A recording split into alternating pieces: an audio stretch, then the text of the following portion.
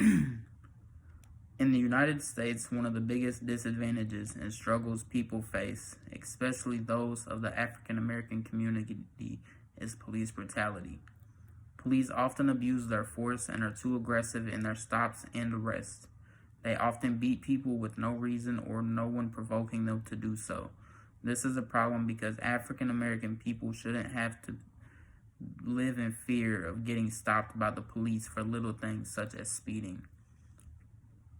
People fear police because often they do not only abuse the person.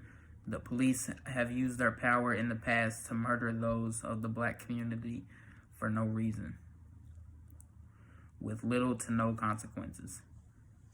Police killing African Americans and having no punishment in this country is a huge problem, and it shows how much racism still exists in the judicial system.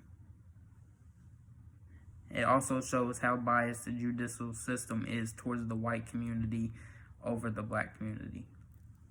There have been many prolific killings in recent years of police to black people in the black community, with 2 of them being this year and setting off a wide variety of protests for police to be held accountable across the country.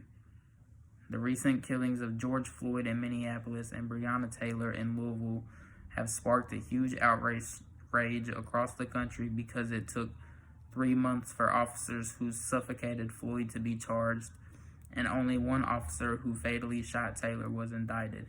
But it was for bullets that entered a nearby apartment, not bullets that killed Breonna Taylor. Floyd was suffocated by 2 officers who held their knees on his neck for several minutes until he was no longer breathing. Taylor was shot over 10 times by police while they were conducting a no-knock search warrant on her apartment looking for her ex-boyfriend who had already been incarcerated earlier. In both cases, it took sparks of outrage from thousands across the country who took the streets in their cities to protest, hoping for something to be done before anyone took any action.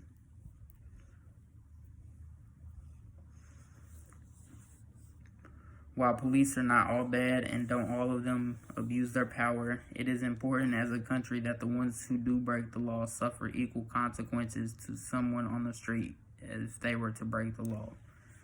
It isn't okay for an officer to be able to fatally shoot a woman 16 times while asleep in her apartment and only be charged for wanton endangerment of the apartments nearby.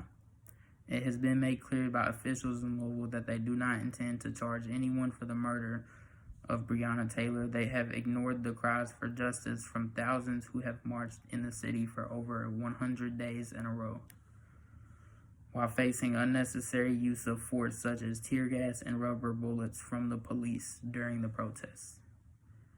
Solutions for the amount of police brutality in the United States that I think could be useful would be first to require more training to become a police officer. I believe it should require some type of degree or certification to become a police officer, along with an extensive amount of training. It shouldn't be as easy and quick as it is for someone to be able to patrol the streets with a gun to protect the community. This is because often when they panic in situations, they can make harsh decisions and take the life of an unarmed person who poses no threat. The next way to lower the amount of police brutality would be not only to punish them, but to punish them harshly for abusing their power and breaking the laws they are sworn to protect. If police see the amount of harsh sentences others are given, they wouldn't be so quick to follow in their steps and also abuse their power. Police brutality is a big problem in this country, and the fact that police go unpunished for their actions make it worse.